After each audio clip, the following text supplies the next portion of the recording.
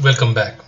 We're going to deal with sulfur, its compounds like sulfur dioxide, sulfur trioxide, and sulfuric acid.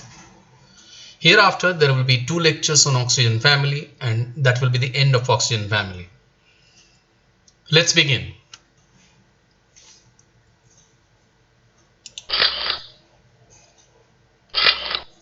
Occurrence of sulfur. Simple part है. Sulfur occurs in free state as well as in combined state. Sulfur जो आहे तो एकटा sulphur पण सापडतो आणि तो combined स्टेटमध्ये पण सापडतो, म्हणजे कोणाबरोबर तरी संयुक्त अवस्थेमध्ये आढळतो. म्हणजे सल्फर फ्री स्टेटमध्ये आढळणं म्हणजे ॲज अन एलिमेंट आणि कंबाइंड स्टेटमध्ये आढळणं म्हणजे as a compound or a mixture. In the free state म्हणजे सल्फर एलिमेंट म्हणून कुठं आढळतं? In the volcanic regions. Volcanic regions म्हणजे ज्वालामुखी, जिथं जिथं ज्वालामुखीचा उद्रेक होतो, जिथं व्होल्कॅनिक ॲक्टिव्हिटीज आहेत, अशा रिजन्समध्ये you will find sulphur in free state. Sulfur will be found as sulfur in the volcanic regions of Japan, South America, United States of America, Italy, Russia, etc. या देशांमध्ये सगळीकडे नाही सापडतो, त्यांच्या फक्त व्होल्कॅनिक रिजन्समध्ये सल्फर ॲज एलिमेंट म्हणजे free स्टेटमध्ये आढळतो. कंबाइंड स्टेटमध्ये मी इथं त्यांची ओव्हर्स लिहिलेले आहेत बघा. कॉपर पायराइड्स आहे as sulphides, sulphur as sulphides, copper pyrites Cu2s, iron pyrites Fe2, zinc blend ZnS, cinnabar HgS and galena PbS. Factual आहे, माहीत पाहिजे, विचारलं जाऊ शकतं एक्झाममध्ये कोणत्याही, सीईटीला, नीटला, जेईला, कुठेही विचारलं जाऊ शकतं. एखादं ओव्हर विचारतात, 2-3 वर्षातनं एखाद वेळेस विचारलं जाऊ शकते, कॅन बी आस्ड. म्हणजे सल्फर ॲज एलिमेंट व्होल्कॅनिक रिजन्समध्ये, सल्फर ॲज सल्फाइड ही नावं लक्षात ठेवा. Copper pyrites molecular formula, iron pyrites its molecular formula, zinc blend, cinnabar, galena, etc. As sulfates, बघा या सगळ्या सल्फाइडमध्ये तो शेवटी एस आहे, म्हणजे तो -2 ऑक्सिडेशन स्टेटमध्ये. सल्फेटमध्ये त्याची ऑक्सिडेशन स्टेट म्हणजे जिप्सम आहे, इप्सम सॉल्ट आहे, बराइट्स आहे, ग्लॉबर सॉल्ट आहे. या सगळ्या सल्फेट्समध्ये सल्फरची ऑक्सिडेशन स्टेट +6 असणार आहे. सल्फाइड्स म्हणून जेव्हा तो ऑकर होतो, it's oxidation state is -2 and in all sulfates oxidation state of sulfur is +6. this is gypsum CaSO4 twice H2O. याला म्हणतात water of water of crystallisation. MgSO4 7H2O, barytes barium sulphate, Glauber's salt Na2SO4 10H2O. हे विचारलं जाऊ शकतं. Sulphur even occurs as hydrogen sulphide आणि हा it occurs in small amounts in volcanic gases. काही organic substances आहेत, वूल म्हणजे लोकर, hair, proteins, garlic, onion, egg, mustard, या सगळ्यांमध्ये पण ट्रेसेस ऑफ सल्फर आढळतात. एकदा नजर टाका. सल्फर एलिमेंट म्हणून पण आढळणार, सल्फाइड म्हणून आढळताना तो कंपाऊंड आहे, सल्फेट म्हणून आढळताना कंपाऊंड आहे. ही जी सगळी सल्फाइड्स आणि सल्फेट्सची नावं दिली आहेत ही खूप महत्वाची आहेत बरं का. एक लिस्ट तयार करून ठेवा वहीमध्ये.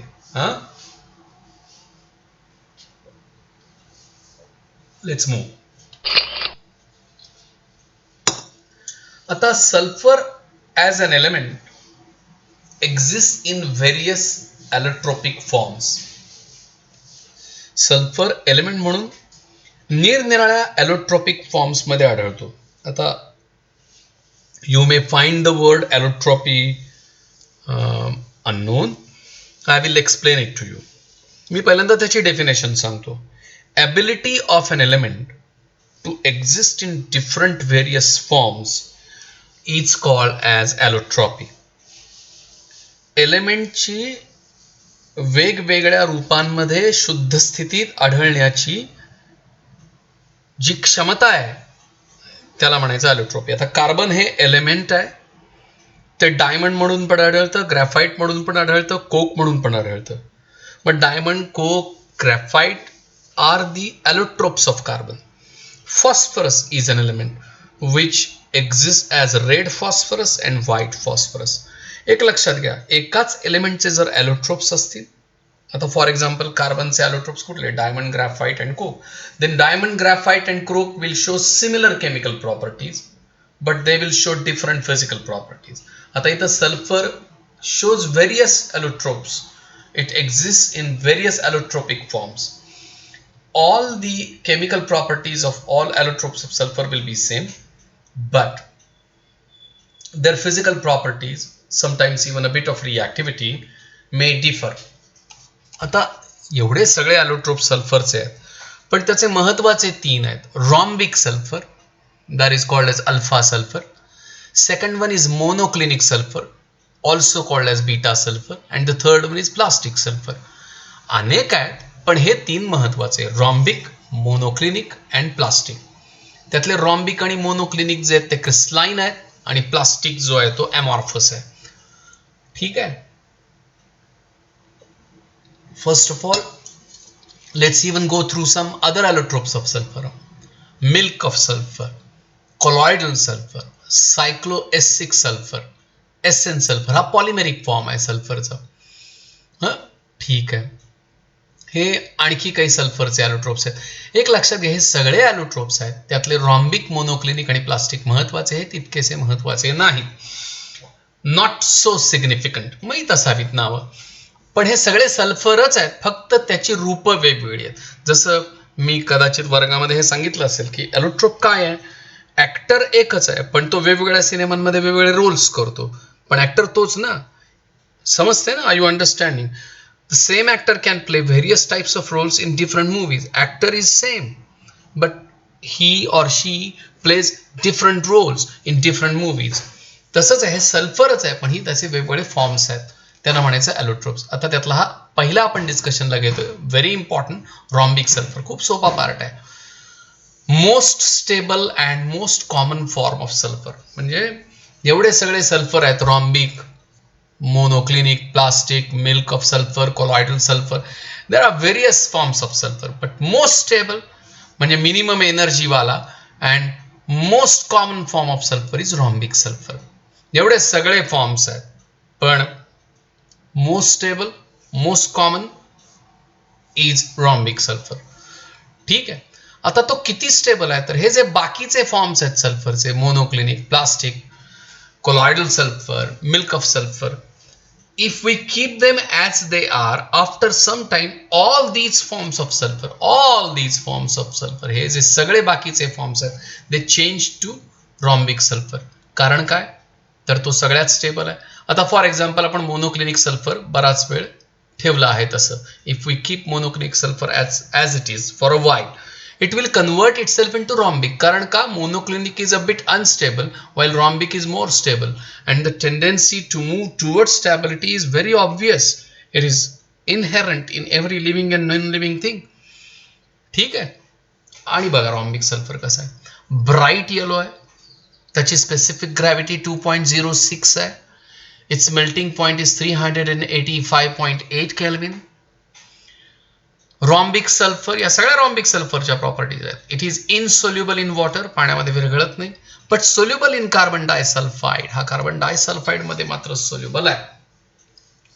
मग आता समजा if you decide to prepare rhombic sulphur, what will you do? ही प्रॉपर्टी लक्षात ठेवा. तो कुणामध्ये डिझॉल्व्ह होतोय, कार्बन डायसल्फाइड मध्ये, कुणामध्ये होत नाही, वॉटरमध्ये. मग आता मी काय करीन, I will get solution of sulphur in carbon disulphide. मला समजा सल्फर प्युरिफाय करायचं आहे, क्रिस्टलाइन फॉर्म मध्ये आणायचं आहे, तर मी पहिल्यांदा मला जो काही इम्प्युअर सल्फर दिलेला आहे त्याचं एक सॅच्युरेटेड सोल्युशन बनवीन. मग आता if I want to prepare solution of sulfur, I cannot prepare it in water, I have to prepare it in carbon disulfide. Reason काय आहे, sulfur is insoluble in water but soluble in carbon disulfide. मग मी impure सल्फरचं absolutely saturated solution बनवीन carbon disulphide मधलं. ठीक आहे. आणि मग I will allow the solution to evaporate. मी इम्प्युअर सल्फरला कार्बन डायसल्फाइड मध्ये डिझॉल्व्ह केलं, त्याचं सॅच्युरेटेड सोल्युशन बनवलं, and then I allowed carbon disulphide sulphur solution of sulphur in carbon disulphide to evaporate. त्यातलं कार्बन डायसल्फाइडचं एव्हॅपोरेशन होतं आणि शिल्लक राहतात सल्फरचे क्रिस्टल्स, आणि ते क्रिस्टल्स कोणाचे असतात, they are of rhombic sulphur. आता absolutely insoluble in water, readily soluble in carbon disulphide, म्हणजे मोठ्या प्रमाणामध्ये कार्बन डायसल्फाइड मध्ये, आणि स्पॅरिंगली सोल्युबल, अल्प प्रमाणात, पाण्यात अजिबात विरघळत नाही अल्प प्रमाणात विरघळतो इन बेन्झिन, अल्कोहोल अँड इथर. आता हा मी रॉम्बिक सल्फरचा मॉलिक्यूल काढलेला आहे. जरा यातले this is the molecule of sulphur बरं का. रॉम्बिक सल्फरचा हा मॉलिक्यूल आहे. This is the molecule of rhombic sulphur. I repeat, जरा स्ट्रक्चर बघा, ते बॉन्ड लेंथ बघा, बॉन्ड अँगल बघा. Count the number of sulphur atoms present in it. या रॉम्बिक सल्फरचं जे मॉलिक्यूलचं स्ट्रक्चर दिलंय मी, याच्यामध्ये किती सल्फर ॲटम्स आहेत मोजे. 1 2 3 4 5 6 7 8. हे जे आहेत, हे स्फिअर जे आहेत ना, हे सल्फर ॲटम्स आहेत. These are sulfur atoms, and these 8 sulfur atoms, 1 2 3 4 5 6 7 8, these 8 sulfur atoms form one molecule of rhombic sulfur. म्हणून आपण सल्फरचा मॉलिक्युलर फॉर्म्युला S8 लिहितो बघा, because 8 atoms of sulfur form a sulfur molecule. या तुम्हाला डायग्राम मध्ये दिसत असेल, each sphere is a sulfur atom and the entire structure is sulfur molecule. एक महत्वाची गोष्ट तुमच्या लक्षात आली का बघा, सल्फर ॲटम्स जे ते एकमेकांबरोबर बॉन्ड्स फॉर्म करतात. Sulphur atoms are able to form bonds with one another. ही कॅटिनेशन प्रॉपर्टी. आणखी कोण दाखवते कॅटिनेशन प्रॉपर्टी? कार्बन. विसरू नका. ठीक आहे, ओके, लेट्स मूव्ह. आता बॉन्ड लेंथ काय आहे बघा, sulphur sulphur bond length 204 picometre आहे आणि bond angle S bond angle 107 degree आहे. क्राउन शेप स्ट्रक्चर आहे याला. It has a crown shape structure किंवा पकड रिंग लाईक स्ट्रक्चर म्हणतात त्याला. ठीक आहे. आणि एक लक्षात ठेवायचं शेवटचा मुद्दा, it has low thermal and electrical conductivity. म्हणजे खूप कमी प्रमाणामध्ये तो हीट आणि इलेक्ट्रिसिटी कंडक्ट करतो. खूप कमी प्रमाणामध्ये, इतक्या कमी यू कॅन ॲब्सोल्युटली से की तो ऑलमोस्ट अन इन्सुलेटर आहे. इतका तो लो थर्मल आणि इलेक्ट्रिकल कंडक्टिव्हिटी दाखवतो. ठीक आहे. S8 मॉलिक्यूल आहे हा एक मॉलिक्यूल आहे आणि तो 8 ॲटम्सनी बनलाय. This also proves ability of sulfur atoms to form bonds within themselves. Catenation property prove होते. स्ट्रक्चरचं नाव काय सांगितलं मी? रॉम्बिक. सल्फरचं स्ट्रक्चरचं नाव काय सांगितलं? इट इज क्राउन शेप और प्रकर्लिंग लाइक स्ट्रक्चर. ठीक आहे. Insoluble in water, soluble in carbon disulphide and slightly soluble in benzene, alcohol and ether. Soluble कोणामध्ये आहे, कोणामध्ये नाही आहे, स्पॅरिंगली सोल्युबल कोणामध्ये आहे, जरा लक्षात ठेवा. Let's go for monoclinic sulphur. हा सल्फरचा दुसरा ॲलोट्रोप आहे. मेल्टिंग पॉइंट बघा. You may even be asked distinguish between rhombic sulphur and monoclinic sulphur. माहित पाहिजे. मोनोक्लिनिक सल्फरला आणखी दोन नाव आहे. It is also called as beta sulphur और prismatic sulphur. Its melting point is 393 Kelvin. Monoclinic sulfur in solid state melts at 393 Kelvin. Sharp आहे melting point कारण तो क्रिस्टलाइन आहे. स्पेसिफिक ग्रॅव्हिटी 1.98 आहे आणि हा पण कार्बन डायसल्फाइड मध्ये डिझॉल्व्ह होतो. आता तुम्हाला समजा इच्छा झाली बाबा मोनोक्लिनिक सल्फर पाहिजे, तर you have to keep the temperature always above 369 kelvin. म्हणजे तुम्हाला रॉम्बिक सल्फर पहिल्यांदा मिळेल, त्याला हीट द्या, हा मागचा रॉम्बिक सल्फर मिळेल. This is what you will get. ठीक आहे, हा मिळेल तुम्हाला. त्याला तुम्ही हीट द्या, त्याचं टेम्परेचर 369 केल्विनच्या अबव न्या. When you increase temperature of rhombic sulphur above 369 Kelvin, it becomes monoclinic. आणि समजा तुम्ही मोनोक्लिनिक सल्फर आहे, त्याचं टेम्परेचर 369 केल्विनच्या खाली आणलं, तर मात्र तो पुन्हा रॉम्बिक बनेल. म्हणजे 369 केल्विनच्या अबव गेलात, इट विल बिकम मोनोक्लिनिक. 369 केल्विनच्या खाली आलात तर तो बनेल रॉम्बिक. म्हणजे 369 केल्विनला ट्रान्झिशन होते बा, into monoclinic if increase, into rhombic if decrease. म्हणून याला ट्रान्झिशन टेम्परेचर म्हटलंय सल्फरचं. किती? 369 केल्विन इथं दिलेलं आहे. आता हा तयार कसा करायचा? रॉम्बिक सल्फर घ्या, मागं जो दिलाय तो most stable form, most common form हा. It is dissolved in carbon disulphide. दुसरा पर्यायच नाही, कारण तो वॉटरमध्ये इनसोल्युबल आहे, बेन्झिन, इथर, अल्कोहोलमध्ये स्पॅरिंगली सोल्युबल आहे. मग कार्बन डायसल्फाइडमध्ये मात्र रेडायली सोल्युबल आहे. Get rhombic sulphur, dissolve it in carbon disulphide by heating. मग आपण रॉम्बिक सल्फर घेतला, तो आपण हीट करून कार्बन डायसल्फाइड मध्ये डिझॉल्व्ह केला. Allow the solution to cool down. आता तुम्ही दूध तापवता की नाही घरामध्ये, आणि जेव्हा तुम्ही दूध कूल डाऊन करता तेव्हा त्याच्यावरती साय जमा होते की नाही. तसंच आपण जेव्हा रॉम्बिक सल्फरला हीट देऊन कार्बन डायसल्फाइड मध्ये डिझॉल्व्ह करतो, त्याचं सोल्युशन बनवतो, on cooling crust is formed. साय तयार झाल्यासारखी होते. या क्रस्टला होल्स पाडायची निडलनं, with the help of a needle. त्यावरती जी साय जमा झाली आहे त्याला होल्स पाडा, छिद्र पाडा निडलनं, आणि त्या होल्स मधनं काय करायचं, त्याच्यातनं जर if you actually remove the crust, तो क्रस्ट रिमूव्ह केला तर तुम्हाला खाली त्याच्या ट्रान्सपरंट मोनोक्लिनिक सल्फरचे निडल शेप्ड स्ट्रक्चर तयार झालेले दिसतील. कळालं का बा निश्चित. माग तुम्ही रॉम्बिक सल्फर घेतलेला होता, त्याचं काय स्ट्रक्चर होतं, क्राउन लाईक. याचं काय, निडल शेप स्ट्रक्चर्स. ठीक आहे, ओके.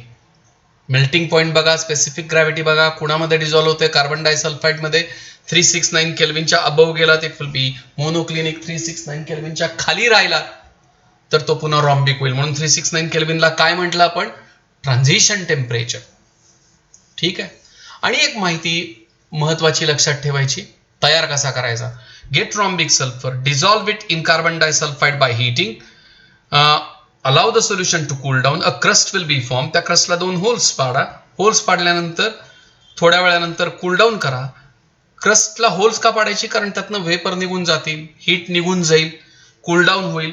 आणि कूल डाऊन झाल्यानंतर तो क्रस्ट रिमूव्ह करा, ती साय रिमूव्ह करा, you will be getting transparent monoclinic sulphur, plastic sulphur. याला गॅमा सल्फर पण म्हटलं जातं.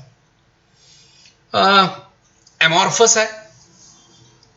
मग काय करायचं, गेट मॉल्टन सल्फर, वितळलेलं सल्फर घ्या, ते कुठलंही चालू शकेल. Rhombic, melt it. रॉम्बिक सल्फरला मेल्ट करा, हीट देऊन मेल्ट करा. म्हणजे you will have heated molten sulphur and add it suddenly to cold water.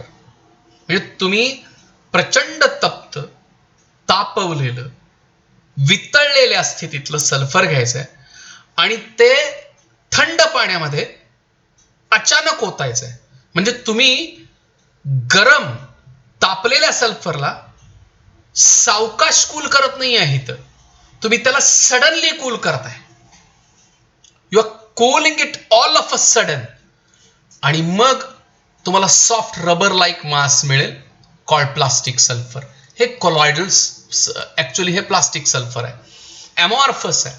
मी तर तुम्हाला सांगितलं की आता ते अमॉर्फस का होतं, ते क्रिस्टलाइन का होत नाही, कारण क्रिस्टलाइन फॉर्म मध्ये particles are expected to arrange in a definite pattern. पार्टिकल्सना ची मांडणी फार व्यवस्थित लागते, नियमित लागते, एक जॉमेट्रिकल पॅटर्न नुसार असावी लागते.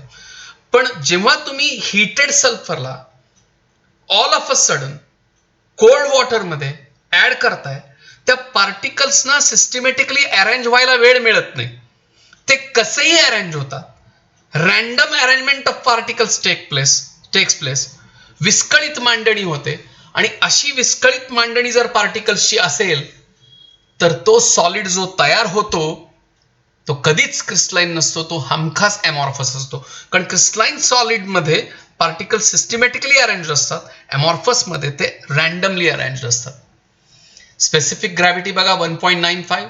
शार्प मेल्टिंग पॉइंट असू शकत नाही, कारण प्लास्टिक सल्फर हा अमॉर्फस आहे. आणि अमॉर्फस सॉलिडच्या 2-3 गोष्टी लक्षात ठेवा. As plastic sulphur is amorphous, it will never have a sharp melting point. As plastic sulfur is amorphous, the particles of sulfur will be randomly arranged. आधीचे जे दोन आहेत, कोण, मोनोक्लिनिक आणि रॉम्बिक, क्रिस्टलाइन आहे, त्यांचा मेल्टिंग पॉइंट शार्प आहे. Okay, even those particles will be arrange in a systematic regular definite pattern मध्ये होतील ते अरेंज. ठीक आहे, okay, let's move. Preparation methods of sulfur dioxide gas. Very first method, When sulfur is burnt in air or oxygen, फार सोपे आहेत बरं का. When sulfur is burnt in air or oxygen, sulfur dioxide along with 6 to 8% sulfur trioxide gas will be formed. काय असणार, सल्फरला जर तुम्ही oxygen मध्ये जाळलं तर सल्फर डायऑक्साईड गॅस तयार होतो. मोस्टली सल्फर डायऑक्साईड तयार होतो, पण 6 to 8% सल्फर ट्रायऑक्साईड गॅस पण तयार होते, हे माहित पाहिजे.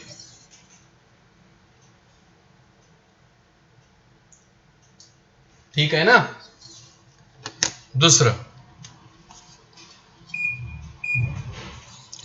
दुसरी laboratory preparation method. When a sulphite is treated with dilute sulfuric acid, sulfur dioxide gas is formed.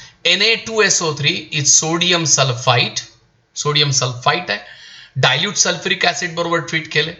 मी तुम्हाला कळावं म्हणून काही ठिकाणी अंडरलाईन्स केल्या. H2 ला आणि SO3 ला अंडरलाईन केली. H2SO3 सल्फ्युरस ऍसिड आहे, डिकम्पोज होऊन H2O प्लस SO2 तयार होतं, ते इथं मांडलेलं आहे मी.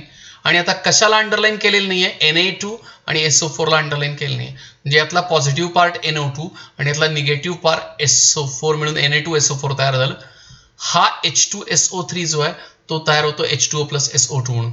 मी मुद्दामून हा H2O SO2 इथं वेगळा करून दाखवलाय तुम्हाला समजावं म्हणून. रिॲक्शन बघा, सोडियम सल्फाइडच्या ऐवजी पोटॅशियम सल्फाइड घेतलं असतं तरी चाललं असतं, काही फरक पडला नसतं. म्हणजे instead of Na2SO3, K2SO3 is also acceptable.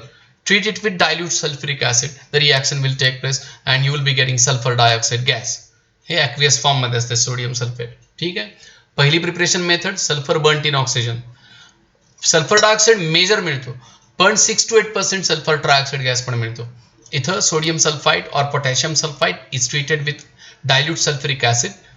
Underline करून रिॲक्शन सोप्या द्याव्यात असं केलेली आहे व्यवस्था. अंडरलाईन न केलेला पार्ट कुठला, Na2SO4 एकत्र आला. अंडरलाईन केलेला पार्ट कुठला, H2SO3 सल्फ्युरस ऍसिड, डिकम्पोज होतो H2O प्लस SO2, इथं रिॲक्शन लिहिलेली आहे. ठीक आहे. Next industrial preparation method of sulphur dioxide gas.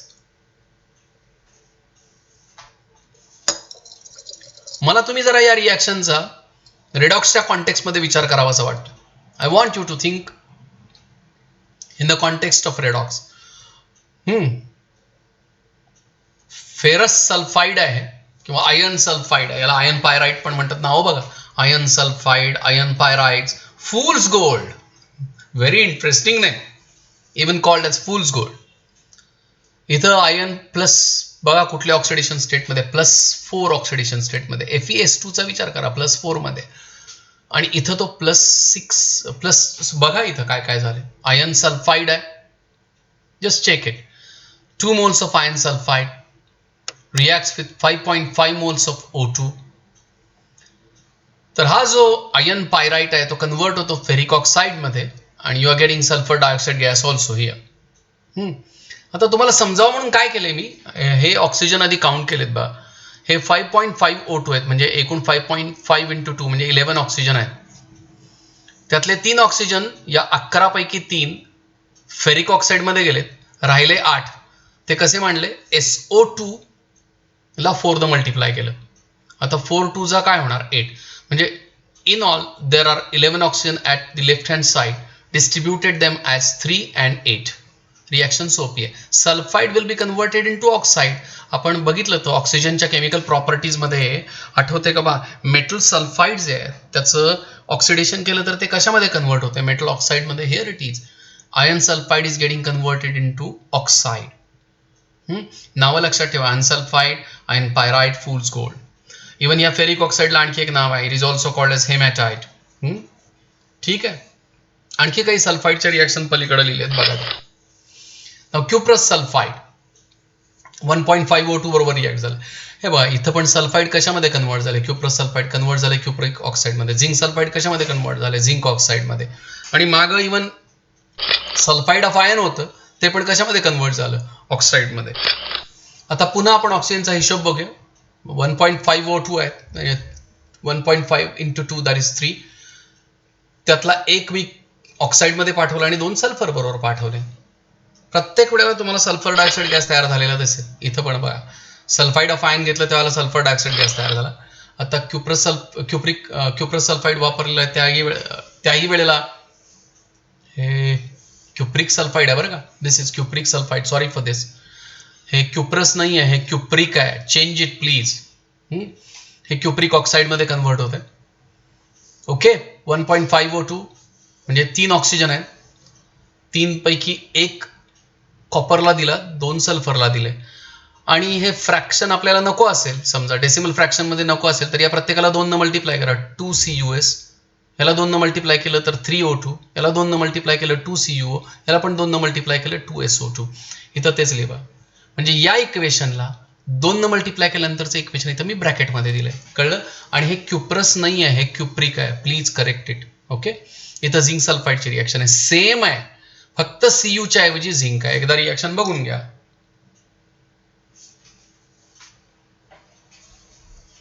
बघून घ्या रिॲक्शन प्रॉपरली. काय कळतंय तुम्हाला? Sulphide is getting converted into oxide and every time you will be getting sulphur dioxide gas liberated out. ठीक आहे. आणि महत्वाचं काय, हे इक्वेशन समजा डेसिमल फ्रॅक्शन मध्ये असेल, तुम्हाला होल नंबर मध्ये पाहिजे असेल तर हे करता येते. या प्रत्येक टर्मला 2 न मल्टिप्लाय केला, ब्रॅकेटमध्ये दिलं. इथं पण तेच झिंकच्या बाबतीत केलेलं आहे. ठीक आहे. Let's move. Chemical properties of sulphur dioxide gas. मी तुम्हाला टाइप्स ऑफ ऑक्साइड शिकवलेले आठवत आहेत का बघा. In that actually I said oxides of non metals are acidic in nature. Oxides of non metals are acidic in nature. Sulphur non metal आहे ना, मग sulphur dioxide is an acidic oxide. Sulphur dioxide is an acidic oxide. Sulphur dioxide काय आहे? एक acidic oxide आहे. ठीक आहे. मग आता if it is acidic it has to be proved. ठीक आहे. it turns blue litmus paper red, obviously acidic असल्यामुळे. दुसरं, sulphur dioxide readily dissolves in water to give sulfurous acid. आता एक इंटरेस्टिंग पार्ट मी मागच्या वेळेला सांगायचा राहिला, तर आता पण सांगतोय. तुम्ही मागच्या वेळेला च्या रिॲक्शन नंतर आठवण करून देतो तुम्हाला. सल्फर डायऑक्साइड वॉटरमध्ये डिझॉल्व्ह केलं तर सल्फ्युरिक ऍसिड मिळते. Sulphur dioxide non metal oxide आहे, वॉटरमध्ये डिझॉल्व्ह केलं सल्फ्युरिक ऍसिड मिळते. या दोन्हीही मध्ये oxidation state of sulphur remains same. आता मला काय सांगायचं आहे, when an oxide of non-metal, for example sulfur dioxide, is dissolved in water, you get an acid. आणि तुम्ही नॉन मेटल ऑक्साईडला ऍसिडमध्ये जेव्हा कन्वर्ट करता अशा प्रकारे वॉटरमध्ये डिझॉल्व्ह करून, तेव्हा दोन्हीही मध्ये त्या नॉन मेटलची ऑक्सिडेशन स्टेट सेम राहते. हे प्लीज लक्षात ठेवा. A very important point. म्हणजे समजा इथं कार्बन डायऑक्साईड तुम्ही घेतला असता आणि H2O मध्ये डिझॉल्व्ह केला असता, तुम्हाला कार्बोनिक ऍसिड मिळालं असतं. कार्बन डायऑक्साइड आणि कार्बोनिक ऍसिडमध्ये कार्बनची ऑक्सिडेशन स्टेट सेम आली असती. कळलं का बघा निश्चित. Due to this sulphur dioxide. आता आणखी एक मुद्दा मी तुम्हाला सांगून ठेवतो की सल्फर डायऑक्साइड गॅस वॉटरमध्ये डिझॉल्व्ह केल्यानंतर सल्फ्युरिक ऍसिड मिळालं. मग असा विचारायचं स्वतःला, सल्फ्युरिक ऍसिड कसं मिळालं? तर सल्फर डायऑक्साइडला वॉटरमध्ये डिझॉल्व्ह करून. मग कुणाला वॉटरमध्ये डिझॉल्व्ह करून सल्फ्युरिक ऍसिड मिळालं? याचं उत्तर काय आहे? Sulphur dioxide. म्हणून हे म्हणायचं, due to this sulphur dioxide can be regarded as anhydride of sulphuric acid. म्हणजे ज्याला तुम्ही वॉटरमध्ये डिझॉल्व्ह करून ऍसिड बनवलं, त्याला त्या ऍसिडचा अनहायड्राइड म्हणतात. कळलं निश्चित? ओके. सल्फर डायऑक्साइडचं ऍसिडिक नेचर कसं प्रूव्ह केलं बा? पहिलं, ब्ल्यू लिटमस पेपर रेड करतोय. दुसरं, वॉटरमध्ये डिझॉल्व्ह केल्यानंतर ऍसिड मिळतंय. तिसरं, आता सल्फर डायऑक्साइड जर ऍसिडिक असेल नेचर न, तर त्याची NaOH बरोबर रिॲक्शन झाली. ऍसिड कोण आहे? SO2. NaOH काय आहे? बेस आहे. ऍसिड बेस रिॲक्शन मध्ये काय तयार होतं? Salt and water. आता मी ऍक्च्युअल रिॲक्शन इथं लिहिली आणि खाली सोपी करून दिली. Twice NaOH plus SO2. हे ऍसिड आहे, हे बेस आहे. आता NaOH तर बेस आहे, SO2 काय आहे? ऍसिड आहे. ओके. म्हणून तर काय तयार झालं? सोडियम सल्फाइट नावाचं सॉल्ट आणि H2O.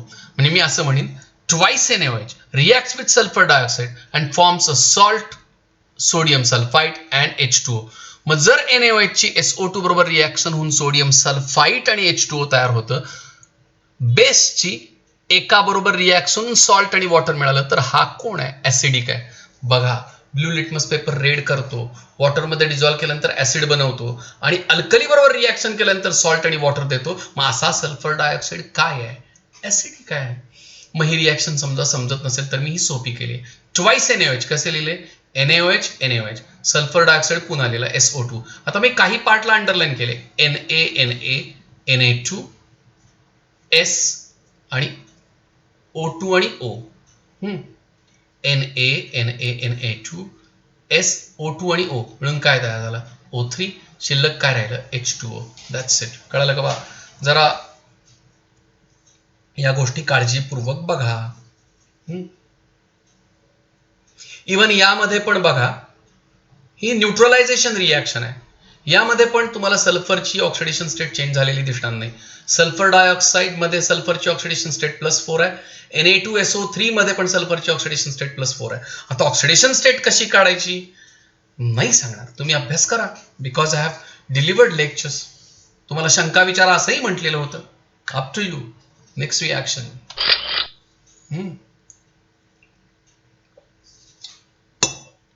आता समजा या मागच्या स्लाइडमध्ये आपण Na2SO3 + H2O तयार केलेलं होतं.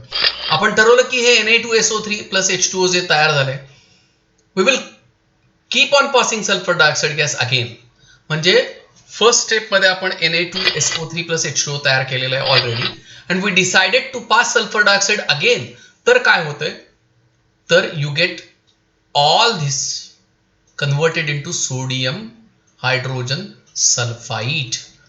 Na sodium, H hydrogen, SO3 sulphide. SO3 sulphite आहे, SO4 सल्फेट आहे, लक्षात ठेवा. आता ही रिॲक्शन सोपी आहे. आपण सगळे लिहूया इथं. Na किती आहेत? 2 आहेत. सल्फर इथे एक आहे आणि इथे एक आहे, म्हणजे किती झाले? 2. ऑक्सिजन काउंट करा. 3 + 2 5 + 1 6. O3 मध्ये इथं Na2SO3 मध्ये 3 ऑक्सिजन आहेत, SO2 मध्ये 2 ऑक्सिजन आहेत आणि H2O मध्ये 1 आहे.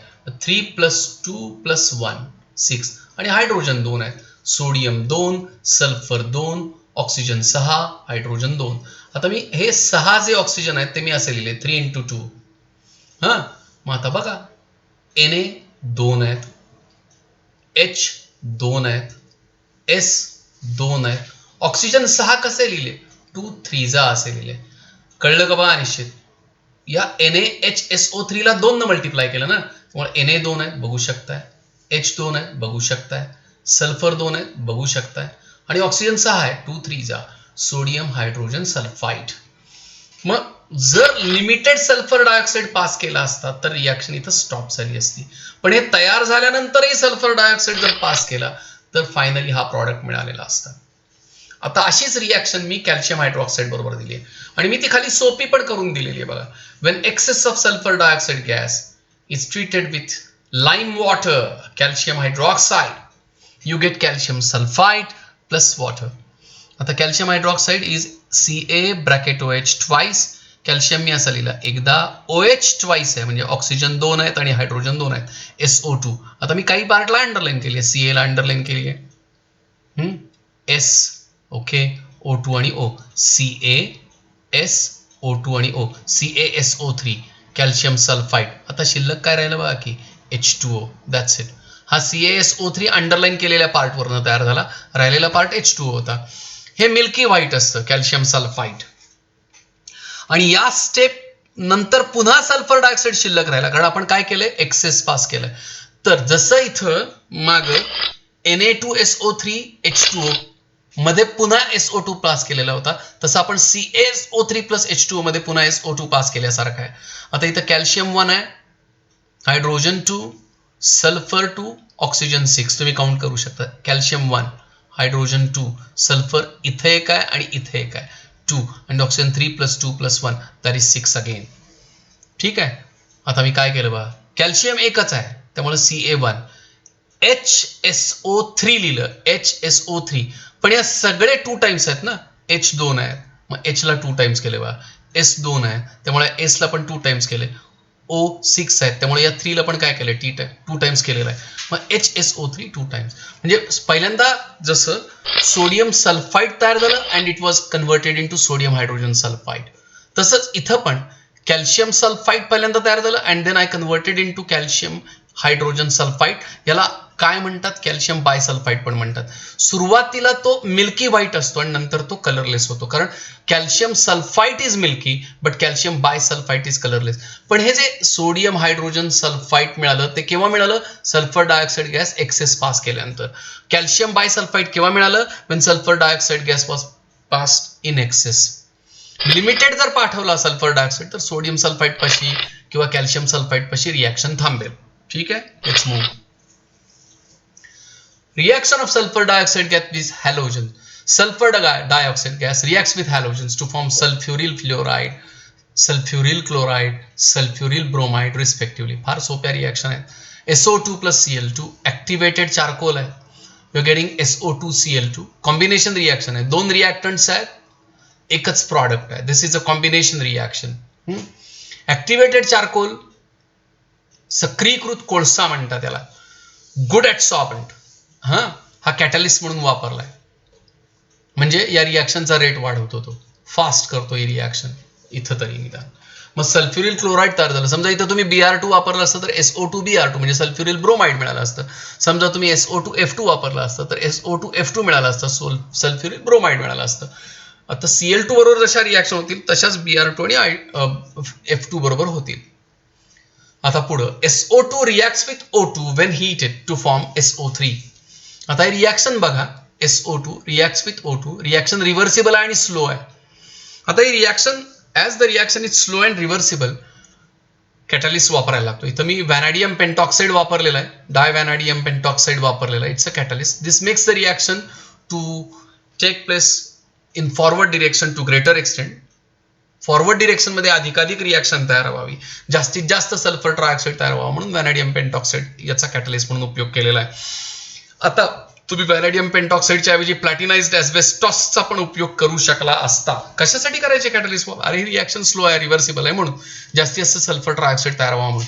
2 moles of sulphur dioxide reacts with 1 mole of oxygen two form 2 moles of sulphur trioxide. इथं सल्फर +4 ऑक्सिडेशन स्टेटमध्ये, इथं तो +6 ऑक्सिडेशन स्टेटमध्ये. फर्दर ऑक्सिडेशन झालंय ना, दॅट्स वाय. आता रिॲक्शन कळावी म्हणून सोपी केली. SO2 2 moles आहेत, दोनदा लिहिले. SO2 O2 लिहिला, O डबल बॉन्ड O. हा SO2 आणि हा O मिळून SO3. पुन्हा हा SO2 आणि हा O मिळून SO3. कळलं का बा? SO2 O SO3, SO2 O SO3. किती SO3 तयार झाले? 2 SO3 2 टाइम्स. कळालं निश्चित? चला पुढे. आता sulphur dioxide as a reducing agent. I want you to think about it. जर आम्ही इथं जे लिहिलंय पहिल्या 5-6 ओळी त्या बघा. टेक्स्टबुकमध्ये याच्यापेक्षा खूप कमी डेटा आहे, त्यामुळे मी या ज्या नोट्स टाकतोय त्या कॉपी करणं गरजेचं आहे. आज मी टाकतोय सगळ्या नोट्स. अजून 2-3 लेक्चर्स तरी होतील, लक्षात ठेवा. जरा बघा त्या 3-4 ओळी.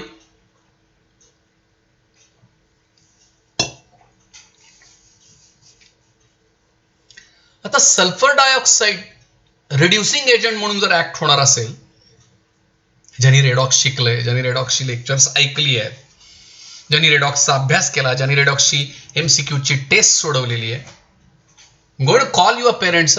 लक्ष द्या. when sulfur dioxide acts as a reducing agent, it undergoes oxidation. When sulfur dioxide acts as a reducing agent, it undergoes oxidation. जो reducing agent असतो तो ऑक्सिडेशन मध्ये पार्टिसिपेट करतो. आता सल्फर डायऑक्साईडचं जर ऑक्सिडेशन झालं, सल्फर डायऑक्साईडचं जर ऑक्सिडेशन झालं तर त्याची ऑक्सिडेशन स्टेट वाढणार. आता मला सांगा, मी हे कितीदा बोललोय बघा. Possible oxidation states of sulphur काय आहेत? -2, 0, +2, +4, +6. आता सल्फर डायऑक्साईड रिड्युसिंग एजंट आहे, म्हणजे त्याचं ऑक्सिडेशन होणार आहे. आता जेव्हा एखादा सबस्टन्स ऑक्सिडेशन मध्ये भाग घेतो तेव्हा ऑक्सिडेशन स्टेट वाढते ना. आता जर सल्फरच्या या ऑक्सिडेशन स्टेट्स आहेत आणि त्यात सल्फर डायऑक्साईड मधल्या सल्फरची ऑक्सिडेशन स्टेट +4 आहे. आता +4 ऑक्सिडेशन स्टेट असलेला सल्फर डायऑक्साईड मधला ऑक्सिडेशन मध्ये भाग घेणार आहे. का? कारण तो रिड्युसिंग एजंट आहे, तर त्याची ऑक्सिडेशन स्टेट वाढणारच. ती +4 कडनं खाली नाही येणार, कारण आता हा ऑक्सिडेशन मध्ये भाग घेणार, मग ती +6 होईल. आता ती +6 होईल कशी होईल? एक तर SO2 should be converted into SO3 किंवा SO2 should be converted into sulphate. कारण SO3 मध्ये पण सल्फरची ऑक्सिडेशन स्टेट +6 आहे आणि SO4 डाय निगेटिव्ह मध्ये पण सल्फरची ऑक्सिडेशन स्टेट +6 आहे. इथं बघा, म्हणजे तुम्हाला +4 कडनं +6 कडत जावं लागेल, +4 कडनं +6 कडत जावं लागेल. ऑक्सिडेशन स्टेट वाढवावीच लागेल. का? कारण यानं ऑक्सिडेशन मध्येच भाग घ्यायला पाहिजे. सल्फर डायऑक्साईडनं ऑक्सिडेशन मध्येच का भाग घ्यायला पाहिजे? कारण तो काय आहे? रिड्युसिंग एजंट आहे. जरा हे वाचा. ओके. पोटॅशियम डायक्रोमेट आणि पोटॅशियम परमॅंगनेटची रिॲक्शन आलेली आहे इथं. या रिॲक्शन्स आपल्याला पुन्हा डी आणि एफ ब्लॉक मध्ये आहेत. सल्फर डायऑक्साईड हा पोटॅशियम डायक्रोमेटला रिड्यूस करतो. Okay. In the presence of sulphuric acid. ठीक आहे, करतोय का बघूया. Let's see that. K2Cr2O7 along with sulfur dioxide and sulfuric acid. आधी पहिल्यांदा मी कन्व्हर्जन कसं होतं ते सांगतो. हा K2 पार्ट SO4 मध्ये कन्वर्ट होतो, म्हणजे K2 फॉर्म्स पोटॅशियम पार्टचं पोटॅशियम सल्फेट फॉर्म होते. हा क्रोमियम पार्ट जो आहे त्याचं पण क्रोमियम सल्फेट तयार होते. ठीक आहे. आता हा जो क्रोमियम आहे डायक्रोमेट मधला हा +6 ऑक्सिडेशन स्टेट मध्ये. Chromium in potassium dichromate +6 oxidation state मध्ये आणि तो क्रोमियम सल्फेट मध्ये +3 झालाय. मग क्रोमियमची ऑक्सिडेशन स्टेट डायक्रोमेट मधल्या +6 पासनं क्रोमियम सल्फेट मधल्या +3 कडे येते. म्हणजे क्रोमियमची ऑक्सिडेशन स्टेट कमी झाली का? ओके, कमी झाली म्हणजे रिड्यूस झाली, म्हणजे रिडक्शन झालं. कोणामुळे झालं? सल्फर डायऑक्साईडमुळे. म्हणजे सल्फर डायऑक्साईड काय आहे? रिड्युसिंग एजंट आहे. कळलं का बघा निश्चित. ओके. हे विसरू नका की सल्फर डायऑक्साईड रिड्युसिंग एजंट म्हणून ऍक्ट होणार असेल तर रिड्युसिंग एजंट म्हणून ऍक्ट होताना त्याला स्वतःला कुठल्या प्रोसेसमध्ये भाग घ्यायला लागणार आहे? ऑक्सिडेशन मध्ये.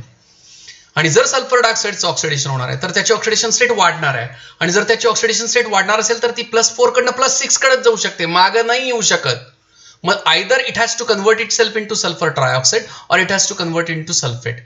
इथं बघू शकताय तुम्ही सल्फर डायऑक्साईडला कशामध्ये कन्वर्ट करायला लागले? सल्फेटमध्ये. Cr2SO4 thrice K2SO4. आता ही रिॲक्शन आणखी एक महत्वाचा मुद्दा तुम्हाला सांगतो. याच्यामध्ये पोटॅशियम डायक्रोमेटचा कलर ऑरेंज असतो आणि क्रोमियम सल्फेटमध्ये तो कलर ग्रीन होतो. +6 ऑक्सिडेशन स्टेटमध्ये क्रोमियम आहे, ऑरेंज कलर. +3 ऑक्सिडेशन स्टेटमध्ये क्रोमियम आहे, तो ग्रीन कलरमध्ये. रिॲक्शन बघून घ्या. ठीक आहे. आणि हे खूप महत्वाचं आहे बरं का. सल्फर डायऑक्साईड रिड्युसिंग एजंट असेल तर त्याला स्वतःला ऑक्सिडेशन मध्ये भाग घ्यायला पाहिजे, म्हणजे त्यातल्या सल्फरची ऑक्सिडेशन स्टेट वाढवायला पाहिजे. सल्फरच्या या सगळ्या त्याला +4 कडनं इकडे येताच येणार नाही. +2 0 -2, कारण मग इकडे ऑक्सिडेशन स्टेट कमी होईल, त्याला वाढवायलाच लागणार. म्हणून त्याला कन्वर्ट आयदर सल्फर ट्रायऑक्साईड मध्ये करायला पाहिजे. आपण मागं बघितलं होतं बघा, सल्फर डायऑक्साईड मध्ये सल्फर डायऑक्साईड कशामध्ये कन्वर्ट झालं? सल्फर ट्रायऑक्साईड मध्ये. इथं सल्फर डायऑक्साईड जो आहे तो सल्फेट बनवतोय. का? कारण त्याला त्याची ऑक्सिडेशन स्टेट वाढवायची. का वाढवायची? कारण तो ऑक्सिडेशन मध्ये भाग घेतोय. आणि ऑक्सिडेशन स्टेटमध्ये तो ऑक्सिडेशन मध्ये का भाग घेतो? कारण तो काय म्हणून ऍक्ट होतोय? रिड्युसिंग एजंट म्हणून. थोडं रिपीट झालं पण इसेन्शियल आहे. Just get this penetrated into your brain. Thank you. Sulphur dioxide reduces potassium permanganate solution. आता इथं पण बघा, पोटॅशियम सल्फेटमध्ये कन्वर्ट झाला, मँगनीज सल्फेटमध्ये कन्वर्ट झाला. का? इथं बघा, सल्फर डायऑक्साईड रिड्युसिंग एजंट आहे. कशात भाग घ्यायला पाहिजे? ऑक्सिडेशन मध्ये. त्याला कन्वर्ट कशामध्ये व्हायला पाहिजे? सल्फरला त्याची ऑक्सिडेशन स्टेट +4 कडनं +6 कडे द्यायला पाहिजे. मग आयदर त्याला सल्फर ट्रायऑक्साईड मध्ये कन्वर्ट व्हायला लागते किंवा सल्फेटमध्ये. इथं K2SO4 तयार झाला, Cr2SO4 थ्राइस तयार झाला की नाही सल्फेट.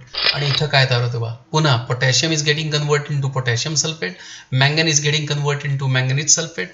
म्हणजे KMnO4 मधले जे मेटल्स आहेत, पोटॅशियम सल्फेट, मँगनीज सल्फेट. का सल्फेट तयार होते? कारण त्यामुळे सल्फर डायऑक्साईड मधली ऑक्सिडेशन स्टेट जी +4 आहे ती +6 बनणार आहे, वाढणार आहे. कळालं का बा निश्चित.